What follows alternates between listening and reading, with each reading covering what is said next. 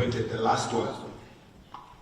Just in terms of negotiations, obviously with MK dominating in KZN, it kind of limits the conversation with the ANC in that province. So what kind of negotiations were you going to the ANC with? Okay. My sister? Thank you. My name is Deborah Monyeki from Lavol Sat.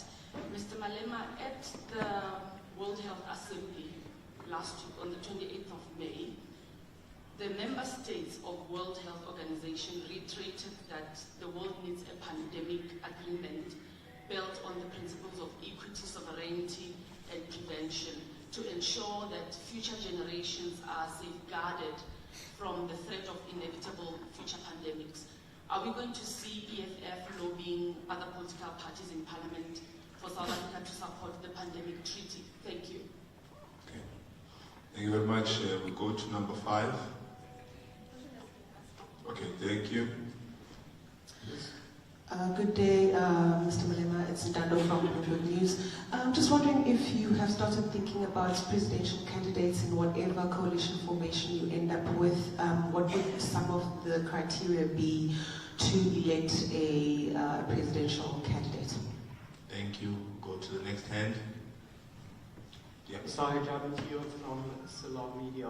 The first question is, does it, the EFF believe that the timeline stipulated for the formation of a coalition government is sufficient, given the current political climate? And then my second question is, covered in that regard. Yeah, I thought I was the only one. Can you please use a much stronger voice than you're using now? Right, the second question then, of course, having been... No, we still can't hear you. The second question... We didn't hear the first question. We didn't hear the first question. Okay, read it, say it again. All right, so starting from scratch, does the EFF believe that the timeline stipulated for the formation of a coalition government is sufficient, given the current political climate? And secondly, does it matter to the EFF who is at the helm of the ANC when you enter into negotiations? Okay.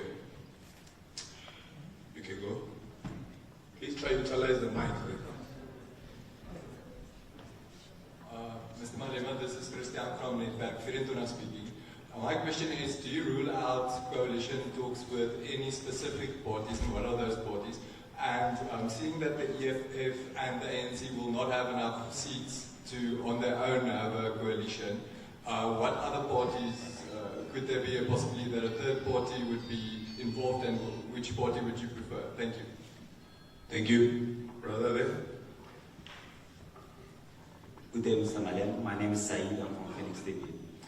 So my question is, given the experience from the municipalities, the idea of coalition, what lessons can be learned from this experience when it comes to the national government? Okay, thank you. The last hand. Good afternoon, Mr. Malema. Please switch it on.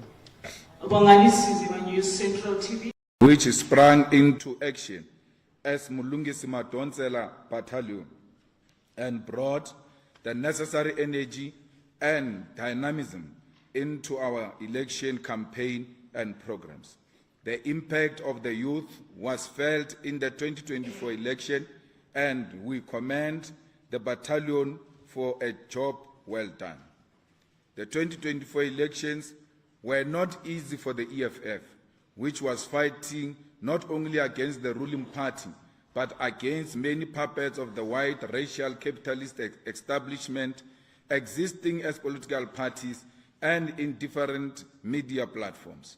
The 2024 elections were not easy because whatever effort and resources dedicated in the province of KwaZulu-Natal, parts of Gauteng, and Mpumalanga were undermined by the commendable and decisive rise of Mkhonto weSizwe, which performed above the EFF in KZN and Mpumalanga.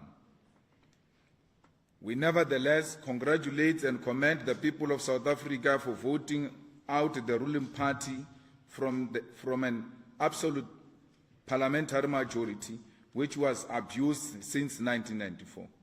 Over the past 30 years, the ANC had used its parliamentary majority to protect mediocrity and corruption, and to also preclude any form of alternative perspective and thoughts on how our country should be governed. In the recent past, during the EFF's participation in Parliament, the ANC misused its parliamentary majority to do the following: distorted and voted against the EFF motion that sought to amend Section 25 of South Africa's Constitution, which would have made it possible to expropriate without compensation and to make the state the legitimate custodian of all of South Africa's land. Voted against the EFF motion, which sought to repeal all colonial and apartheid legislations that are still part of South Africa's legislative body and system. Voted against the EFF motion to conduct a parliamentary inquiry on the conditions and remuneration of mine workers and farm workers in South Africa. Voted against the EFF motion to introduce free quality education for the poor at institutions of higher learning. Voted against a parliamentary motion to investigate the allegation of corruption in Eskom. Voted against a well-investigated and clear report on the criminal activities that took place in Palapala farm of the sitting President Cyril Ramaphosa. Voted for the illegal suspension and expulsion of EFF members of Parliament from parliamentary participation, which prevented the EFF from participating in the 2024 State of the Nation address. This and many other anomalies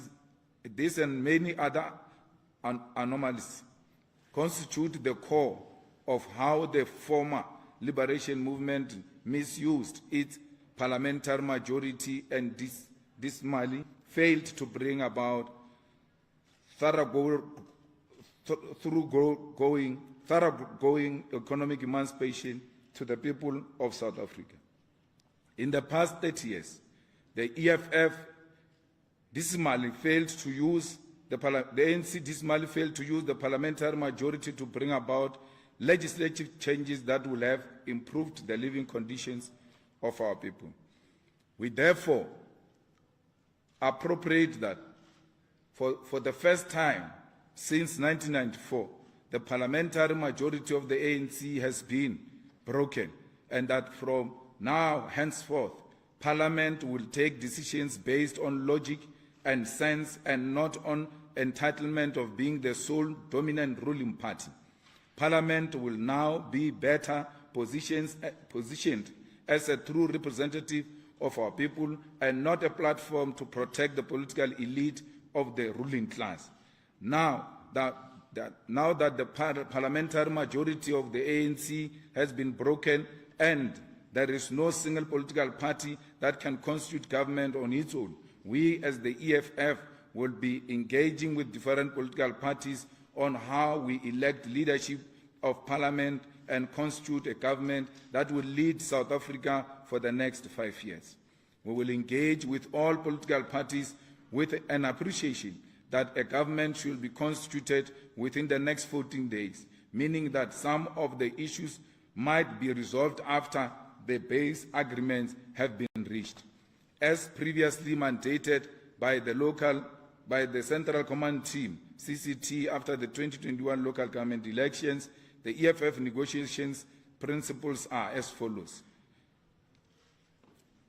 Appreciation of the EFF 7 non-negotiable cardinal pillars for economic freedom in our lifetime, service delivery commitments with timelines particularly on land, jobs, water, electricity, flushing toilets, and care for the people with disability. Anti-racism, meaning that whatever coalition is an outcome of EFF participation must not reinforce white supremacy and Afrikanerdom.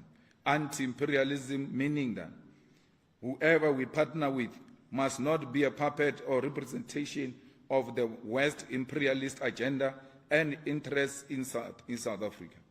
Commitment to Africa common prosperity and development. Publication of all the concrete agreements reached with coalition partners to avoid a perception that they are secret agreements. Constant and honest engagement and reports to the people on the progress made on coalitions. Additionally, our negotiation principle and demands will include the following: amendment of the Constitution to realize land expropriation without compensation in 6 months, creation of state-owned bank, nationalization of the South African Reserve Bank, cancellation of the historical student debt in 12 months, creation of a state pharmaceutical company in 12 months, passing of insourcing bill in 12 months, removal of distem from the national anthem, opening of clinics for 24 hours, 7 days a week, provision of free sanitary towels for all who need them, provision of free water and electricity for all SASSA beneficiaries. We will engage with all political parties that accept our principle and demands as legitimate, and will respect political parties that believe that our demands are irrational and must not be entertained. While we have decided to form part of the government of South Africa from 2024 onward, we are not desperate for positions and will not sacrifice principle on the altar of political convenience. The EFF final list of members of parliament and provincial legislatures will be amended to reflect the work done during elections. Those who did not play any role in the election work of the EFF will not go to parliament or provincial legislature, even if their names appear higher on the list submitted before the elections. The EFF officials who are mandated to be the final list committee will meet during the course of the week to conclude on the final list of those who are going to represent the EFF in national parliament and in different provincial legislatures. We advise all EFF members and leaders to comply with the decision of upper structures. Finally, we once again say thank you to our voters, supporters, and those who pledged financial and non-financial support to our movement. We also convey our gratitude to those who kept us in their prayers so that we all are protected during the election program. Thank you, South Africa. Rea leboha, siyabonga. Thank you. Thank you very much, President. We'll take a round of hands. You can just show your hands and then we will acknowledge you. Babum Page, I see you are the first to raise your hand. Number 2. Then a hand that I did not see. I've got, okay, I see you, CD. K, that's number 4. I can't see you, my sister, sitting down. Okay, number 5, my brother, number 6. Number 7, wait, okay, number 7, I see you. On the far right. Okay, you're number 8. Okay, comrades, everyone who takes the question from number 1, please introduce yourself and give us the outlet in which you're coming from. Thank you very much. Let's start with number 1.